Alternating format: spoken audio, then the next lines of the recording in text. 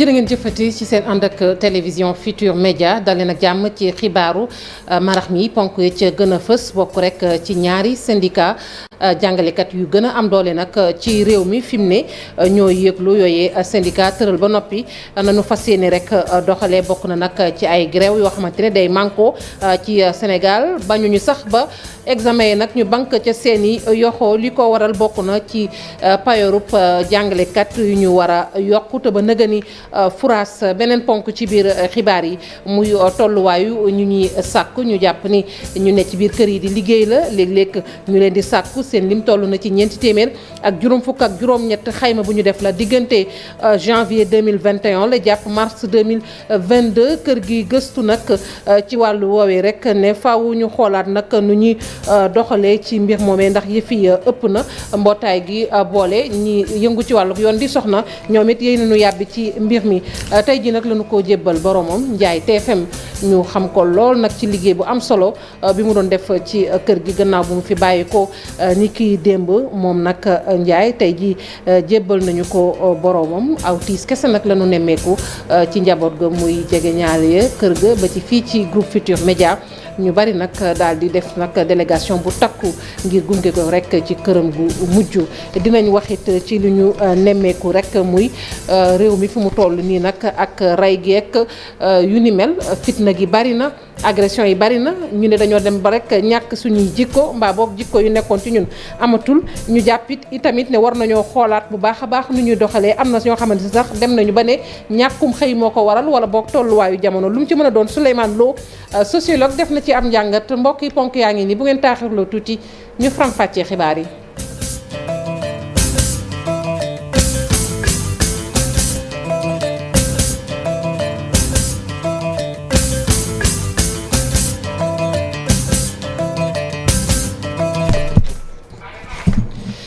dale nag jàmm ci xibaaru marax mi ni ñu ko waxee woon ci ndoxteel li du ñàkk ñu am ko xibaar bi laata ñuy jeexal muy ñaari syndicat jàngalekat yu gën a am doole ci réew mi ñoom nag ñoo daal di tëral seen plan d'action nañu fas yéene doxalee ci xeex bi ñu fas yéene soobu dàquñu sax nee ñu banque seen yoxo ci examen yi li ko waral nag bokk na ci dige gi war a tukkee ci nguur gi te ba ndëgën yi jëfewu ko muy payorub jàngalekat yu ñu war a yokk loolu yëpp nag di jafe-jafe ak yeneen yoo xamante ni ñu ngi koy sàkku ci nguur gi te ba ndëgën yi nag kenn taxawu leen ci ñu wax nag ci jëwriñ yi nga xamante ni moom la ñu dénk lépp lu soxal wàllug finance moom nag dañu seetlu rek ni nag mere nañ ko lool ñoom syndicat jàngalekat yooyu ndax secrétaire national adjoint ba sax bu SAEMS moom fi mu ne nii nag la ñuy sàkku rek ci jëwriñ ji mooy na daal di tekki ndombal tànkam ndax fi ñu koy xaar moom jëwriñ ji kon nekk fa bu dee élément bi yemb na ñu teewlu ay kàddoom moom El Hadj Malick Youm moom mooy secrétaire national adjoint bu SAEMS kon mu mel ni yegg seegul du ñàkk daanu ko am ñu des ba tey ci wàllug njàng meek njàngale mi ak syndicat yi bootu ci G7 syndicat yooyu tamit ñoom ña nga yëglu nee ñu ci ab grève nag ci la ñu fas yéene soobu grève boo xamante ni ci benn ay bés lay doon tàmbalee ko àjjuma ji ñu dëgmal ba àjjuma jële ñu jëm yemook ñetti fan war a yemook ñetti fan ci weeru juin ñoom syndicaliste yooyu nag def nañu ak ndaje di sàkku rek ci nguurug Sénégal tamit li mu xaatimoon mu daal di koy jëfee ndax ñoom it ay jafe-jafe yi ñuy dund la ñoom ñooñu waa G7 ñu teewlu ci Moustapha Segnane ci micro Fatou Bintou Konté ak Mohamed Dieng. nañu ne li ñu signé woon ak moom lépp dugal na ko ñaari bis tegu ci ñu ubbiwaat suñu ubbi gu ñaareel ñu gis ne la mu dugaloon lépp xaaj na ko ci digg bi loolu li muy firi mooy nguuru Sénégal war na jàngalekatu Sénégal ajjuma ñaar fukki fan ak juróom-ñaar ci weer wi ñu nekk dañuy wan gannaaw classe yi duñu jàngale samedi ñaar fukki fan ak juróom-ñett ci weeru mai wi ñu nekk dañuy wan gannaaw classe yi duñu jàngale lundi fanweeri fan ci weeru mai gi ñu nekk dañuy wan classe yi gannaaw duñu jàngale talaata fanweeri fan ak benn ci weeru mai wi ñu nekk dañuy wan gannaaw classe yi duñu jàngale àllarba benn fan ci weeru juin dañuy wan gannaaw classe yi duñu jàngale. alxames ñaari fan ci weeru juin dañuy wan gannaaw classe yi. ajjuma ñetti fan ci weeru juin dañuy wan gannaaw classe yi. muy juróom ñaari fan yu ñu toftale wan gannaaw classe yi duñu jàngale. waxoon nañu ko léegi muy ñaari syndicat jàngalekat yu ëpp doole ci réew mi ñoom syndicat yooyu nag ñoo daal di tëral seen plan d'action nañu fas yéene doxalee ñoom it ci xeex bi ñu nar a sumb muy grève yu tar grève yoo xamante ne dafay wër Sénégal du ñu ci yem nag nee ñu bañuñu sax nag daal di banque seen yoxo ci examen yi ñu dëgmal li ko waral xeex boobu bokk na ci ñàkk sàmmonteeg dige yi nguurug Sénégal nag payoor bi mu ne da koy yokk muy payooru jàngalekat yi ba nëgë ni Fouras Aminata Mbaare Sow Aline Diagne. mooy wane payoor yi nga xam ni jàngalekat yi waroon nañ ko am ginnaaw bu ñu signé ab accord ba sub 26 février 2022. grille salariale bu bees bii ngeen di gis bu mboq bi nga xam ne man dama demoon ba guddi gu jot balaa may tëdd ma seet ndax tableau baa nga fa wala neewu fa maanaam buñ doon tënk dañ naan boo demee moyen secondaire da ngay wax rek ne dañu juboo woon ne payoor yi dana tàmbalee li ko gën a néew pour PCMG yi ci li ñuy wax téeméeri junni ak ñeenti junni ak juróomi 127 000 ne mooy yokk bi gën a néew pour PCMG yi ñu ne bi ci gën a bëri dana dem ba boo xoolee tableau bi ci PS yi si augmentation yi njëkk rek ñeent fukki junni yoo xam ne li ciy manqué rek mooy juróom-ñetti téeméer. ci accord yooyu le dañu ne woon fin mai le salaire yi di tàmbali di yokku waaye tey jile njàqare ak yaakaar gu tas la jàngalekat yi amee. daje mi biñ ciy ñëw dañ ci ñëw ak xol bu naqari parce que suñu yaakaar bu am solo boobu nga xam ne ni amoon nañ ko bi ñuy signé le protocole à la date du 26 février. kii jiite CUSEMS ak i ñi mu bokkal syndicat di waa SAEMS ne tas yaakaar boobu le kenn defu ko ku dul ministre des finances di Abdoulaye Daouda Diallo. tey lu bari dafa yàqu mooy jàngalekat bu amoon cawarte bi yaramam dafa dee est-ce que xam nga ñun xaaruñu suñu plan d'action bi jàngalekat yi grève ñu de am na koo xam ne nee na ma man dama dugg ba classe mais mënuma jàngale non parce que yaakaar gu ñu amoon ak kóolute gu ñu amoon suñu institution dama ne boo demee ci réew ba kaddu nguur signature nguur amatul valeur loolu nit war na ci tiit. ñu fas yéene dekkali wat xeex gi ndaxte grève générale yi fas nañ ko yéene tàmmali lii nag di ab perturbation yu bees yoo xam ni dina compromettre année scolaire bi nga xam ni jotoon nañu taxaw cours yi ginnaaw bi grève yi amee balaa ñu signé accord bi nga xam ni moo tax tey jëlee syndicat yi merat. Aminata Mbaare Sow secrétaire général national lay wax sax adjoint bu SAEMS moom mere na lool jëwriñ ji ñu dénk wàllug finance ndax jàpp na ni la mu war a def nag da ko deful ab dige la bokk na ca ñu ne nag loolu dafay ñëw rek dolliku ci grève yu tar bi ñuy wax léegi nii ñoom syndicat jàngalekat yi fas nañu yéene soobu ci El Hadj Malick Youm ñu teewlu ko ak Aminata Mbaare Sow. fu ñuy toogee di wax ak jëwriñ joo xam ne nii li muy wax yépp bu fa jógee Fouras daal ni xëdeen jàpp nañ ne moom li ñu ko natt ak li ñu ko teg matu ko ndax kilifa cim réew ñëpp xam sa tur ñu dénk la li ëpp solo cim réew muy maanaam gafaga gi te mënoo toog wax ak nit lu nga xam ne dëgg la jàpp nañ ne kooku tey li ko war mooy mu delloo gafaga gi mu dem def conférence de presse pour wane ne liñ ko santoon mënu ko matu ko kon moom pare na si loolu mu wuti beneen liggéey bu mu mën a def. ma ngoog wàllu ko njàng mi ba tey ñu des ci ak njiital coalition pour une éducation pour tous di Siley Gorbal moom nag daal dinay teewee ab ndaje moo xamante ne waxtaan la bu doxoon ci diggante gouvernement ak syndicat jàngalekat yi moom nag la mu wax rek mooy nguurug Sénégal bu fekkente ne li ñuy wax ni moom la def kon nañ jàpp rek ni dige yi mu doon def boobu ba tey am na ay at jëmale ko ci jàngalekat yi matalewu ko te tey nag li gën a jaadu mooy nañu taxaw rek ci matale ko waaye beneen bi gën a am solo mooy nañu xool ndongo yi ndax it seen intérêt ci la nekk Fatou Bintou Konté Mohamed Dieng ci leeral. lu négociation yi la nekkoon ci diggante nguur gi ak ñi nga xam ne ñoom ñooy syndicat d'enseignants yi kii di Ciré Gorbal Sy bokk ci coalition nationale éducation pour tous mi ngi expliquer yëf yi nan la taxawee woon bés boobee ba sax mu jàpp ni waru woon am lu ñuy wax ab fay l'impôt ci augmentation yi. bu ñu demee nag ba d'accord li ñu signé mooy que montant yi mooy somme yi ñu dégagé woon dañu def benn tableau boobu dañuy wax montant yooyu moo waroon dugg maximum ak minimum ci salaire jàngalekat yi. bu fekkee nag loolu ci am moom Ciré Gorbal Sy mi ñu xamal ni nguur gi respecté wul li nga xam ne moom moo di ay engagement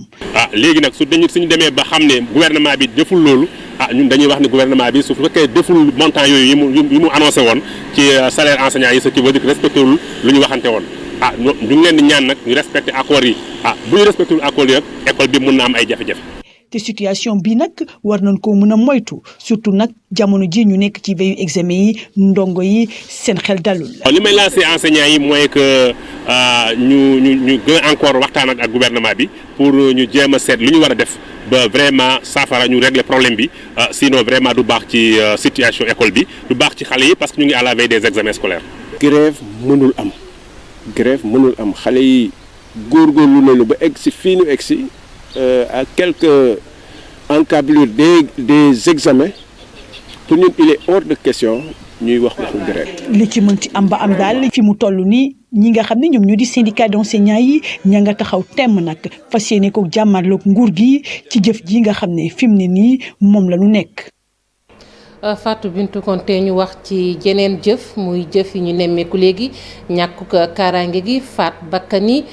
bari na cong yi naka noonu ñu ne nag dafa mel ni daal jikko yi dañoo soppiku am sax ñu ne ni société bi maanaam ni àdduna di doxee bokk na ci li sabab tey jii li ñu seetlu mu mel ni war nañ ci taxawaat bu baax a baax xel dem nag ci Fatou Kiné Gaye mi ñuy faat bu yàggul dara fekk ko fa mu doon liggéey rek def ko anam gu ñaaw a ñaaw Souleymane Lo moom ab sociologue la am na ab kàddu yu mu ci yëkkateeg na mu ko jàngatee Mariam Ndiaye moo ko seeti woon. ndax ñàkk kaaraange gi mën naa am yenn ci ay reen pression sociale bi kay sunu sukkandikoo ci njombe bi xew fan yi di faatu ko Kiné Gaye mi nga xam ne ki ko faat li mu indi comme lay mooy ni dañ koo tegoon pression looloo waral mu def li mu def muy situation boo xam ni docteur Souleymane Lo di sociologue jàpp na ni loolu ñuy woowee transmission sociale moo ko waral. man maay diw man maa mel nii ma am lii sama jabar la xool leen ko nii la mel ba may ngénte nii la mel donc ba may céetal nii la mel. lii laa ci defoon donc loolu boo ko gisee rek mooy li ñuy dund tey ba nit ñenn ñi mu jaral leen ñu dugg ci lu ne moo xam dem ba ci rey nit faat nit sax. ndax jàpp na ni tey jii ñaari kuréel ñoo jàkkaarloo genn gi nga xam ni mooy njaboot ji ak diine gi dafa tàmbalee bàyyi loxoom. parce que tamit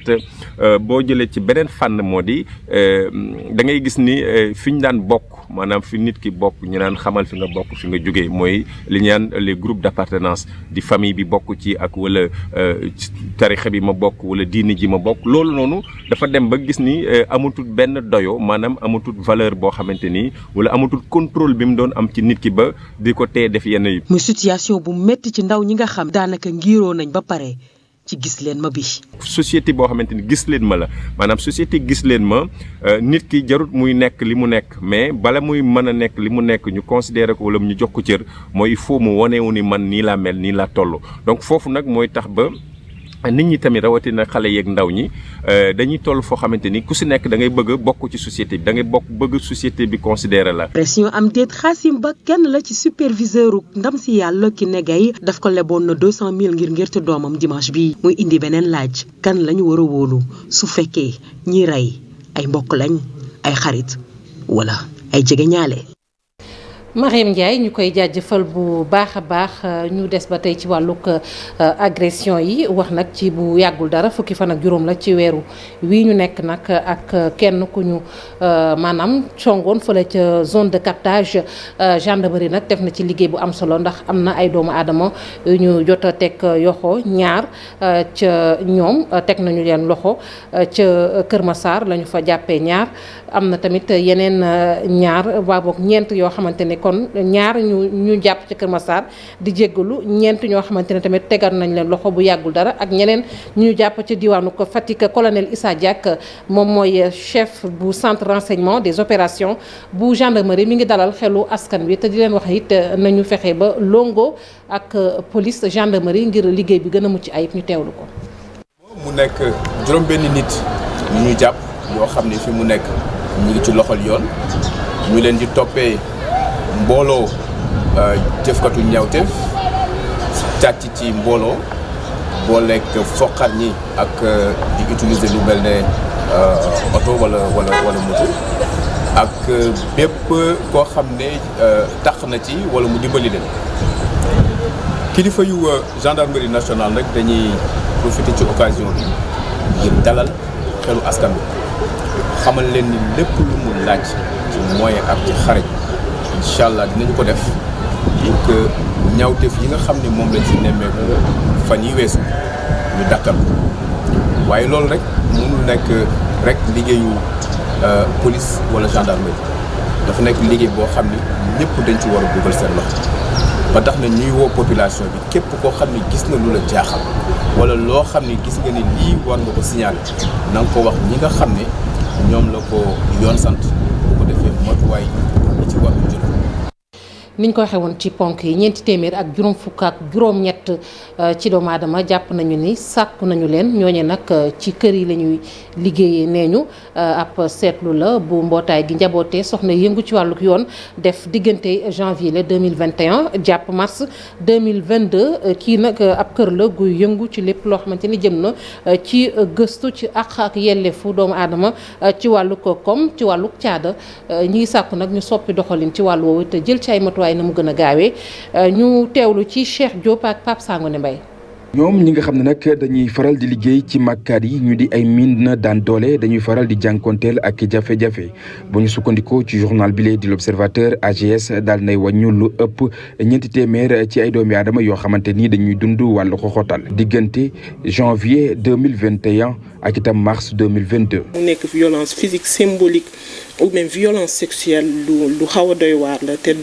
te ñi koy def ñooy ñu leen di liggéeyloo wala ñi nga xam ni ñooy liggéey ci bërëb yu ñuy liggéey. parce que ñun bu ñu seetloo ci Sénégal luñ ci gën a ràññee mooy que nit ñi duñu indexé viol en tant que tel lu ñuy gën a indexé dañ koy def dans une catégorie générale bi nga xam ne dañ ko tuddee juste violence sexuelle. moom mi di agent Bassirou Dabo lay wuyoo muy wax rek ne ñàkk ko warmaal doomu aadama moom mooy faral di waral lu ni mel. moo doom du ma liggéey booy liggéey ci benn kër par exemple tu travailles dans la maison normalement bu heure yu job jotee vous allez tous manger ensemble. xam nga mais bu ñu la beree nii benn instant xam nga tu vois c'est mal vu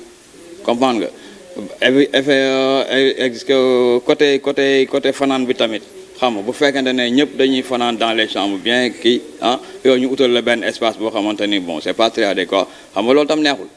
xam nga c'est pas tout le monde qui fait ça nag mais am na ay quelques personnes yoo xamante ni bon ils respectent pas très bien les femmes de ménage. lu ni mel ñu bañ koo gisati tax na itam centre bu recherche d'action sur les droits économiques sociaux et culturels di xam rek ne ñiy yëngu ci wàllu min daan doole nag war nañu amal yenn ci ay formation dina mën a tax ñu mën a xam seen ak seen yelleef.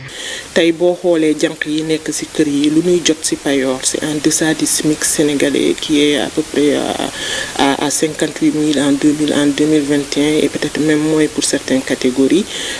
lu ñuy dund aussi. méngoowul ak li nga xam ne yoon la maye ñu ci bëree ñu ci ëpp amuñu contrat de travail mënuñu noppalu amuñu droit au congé par exemple bu nu amee te ay jigéen lañu bu nu amee doom par exemple wala bu nu ëmbee dañ leen di dàq alors que ñun ñëpp ñoo ngi fii ci réew mi en tant que jigéen di xeex pour que les congés maternité que les droits des femmes au niveau du travail soient respectés mais pour jànq yi on n'en parle pas. ñoom jàpp nañ ne lépp lu ñeel liggéeyu kër yi nag moom mooy tax ñu am ci loo xamante ni des na ci mën a jàpp saa su nekk ñuy mën di xëy waaye itam di jóge yenn saa ci ndóol gi nga xam ne moom la ñu nekkee ci loolee itam ñu sàkku ci gouvernement bu Sénégal mu daal di ratifier li nga xam ne moom moo di convention 589 ngir rek càmm ak yelleef fukk ñi nga xam ne ñoom ñoo di min na daan doole yi. ñu lay jaajëfal bu baax a baax Cheikh Diop ñu wax ci jafe-jafe yi ñuy faral di nemmeeku ci Afrique coup d'état yi wàllu ko koom ay jafe-jafe yu laal alam gi ni ñuy fexee ba aar soxna yi ak xale yi ñu ne nag OUA ak UA lu ëpp ñaar fukki at ak ñaar a ngi nii ñu samp leen muy kuréel yooyu boole réew yi fare Afrique sowu-jant taxul ba nëgë ni ñu des ci yooyee jafe-jafe tey ki jiite Union africaine en exercice di président Macky Sall mi ngi sàkku ci nguur yi ñu gën a farlu nag ci fexe ba gone yi daal mën a am ci lu ñu jàpp waaye tamit seen ëllëg gën a mucc ayib ñu teewlu ko président Macky Sall ci micro di Saprera ak Modou Diawaye. Nos avancées sont significatives. Afrique am na ay yokkute yu bare boobu ba léegi waaye tamit am na ay défis lu ci mel ni wàllu jàmm wàllu sécurité ak xeex bi nga xam ne ñu ngi koy xeex terrorisme wàllu développement tamit lu am solo la waaye développement boo xam ne kenn du ci boddi kenn rawatina ci wàllu santé wàllu éducation ak li nga xam ne mooy violence faite aux femmes et aux filles. fàttewuma tamit mbirum gouvernance politique ak institutionnelle ndax Afrique nemmeeku nañu ne coup d'état yi yokk na fa bu baax. La recrudescence des coups d'État sur le continent. mu nekkoon président en exercice bu Union africaine waxoon nañ ko itam ci ponk yi muy njaay TFM tey nag jébbal nañu ko boromam gannaaw rek bi mu fi bawoo démb moom humoriste bi doon liggéey bu am solo ci télévision Futurs Médias kàddu yi nag benn la muy jege ñaale yi mbokk yi groupe Futurs Médias njiit yi daanaka ñëpp a teewoon ngir gunge ko ci këram gu mujj googu Habib Faye. mbooloo ku takku gunge Abdoulaye Ndiaye ci këram gu mujj ku ci nekk ci ñoom ak li nga dund ak moom mu doonoon nit koo xamante nit baati seede yi benn la. nekk ak nit pendant des années jékki-jékki mënatoo koo gis mënatoo koo dégg mais daal nañ ko muñee yàlla rek suñu borom. bi ñu dalee liggéey ba léegi musumaa gis ci moom dara loo xam ne lu safaan la musumaa gis nit bu am xol bu rafet comme Ndiaye booy waxtaan ak moom sax day jooy. lu mu yor partagé Ndiaye daal sant yàlla. ñii la ñu jot a dund ak moom tiis na lool ba waral na nakar ak tiis gi ñuy gën di gis ci seen xar kanam. billaahi wallaahi taala c'est pas parce que mu ngi fële mais man Ndiaye musuma gis nit ku mel ni Ndiaye ku oyof ni Ndiaye te tamit maa ngi ciy gërëm aussi Kouthia bi ko révélé au public. Abdoulaye Ndiaye doonoon nit koo xamante nit bëggle ak i jaamu yàlla fonk njaboot doonoon na loo xam ne lu ko gënoon soxal la. Ndiaye nekk nit ku baax nit ku bëgg njaboot surtout doomam yi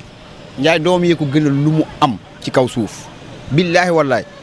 xel yi ñoo tooy parce que Ndiaye moom biñ ko xamee ba léegi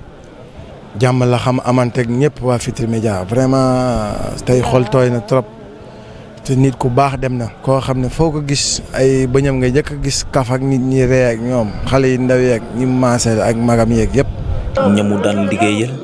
waa groupe Futurs Médias ñoom ñëpp sëngéem. ku baax dem na en dehors de son talent bi mu amoon et tout ça jullit ak nit ku baax dem na. suñu ñëwee fii tey ba gis niñ ko doon denc rek di nga war a xam ne xolam la ko suñu borom fay. ñu jàppante ci diggante nawle ak morom ji waaye jàppante ci diggante lu rafet ndax bis bi xëy na ñu ngi ko doon sédd. nitu ñëpp la woon ni mu mel ci télé bi nii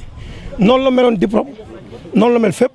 Ablaye Ndiaye liggéeyal na ko mbaar moo xam ni àjjuma ju jot fa la ñuy wàccee ñetti kaamil fii si Mbour mooy jumaay sëñ Cheikh ji nekk Mbour loolu rek day no seere. Sénégal ñàkk rawatina itam groupe Futurs Médias ñàkk kenn ku bokk ci ñoom ku leen jege woon lool bu mu xol yi Abdoulaye Ndiaye tey ci sa fekk ji Seydina Limamou Laye mi yaakaaram.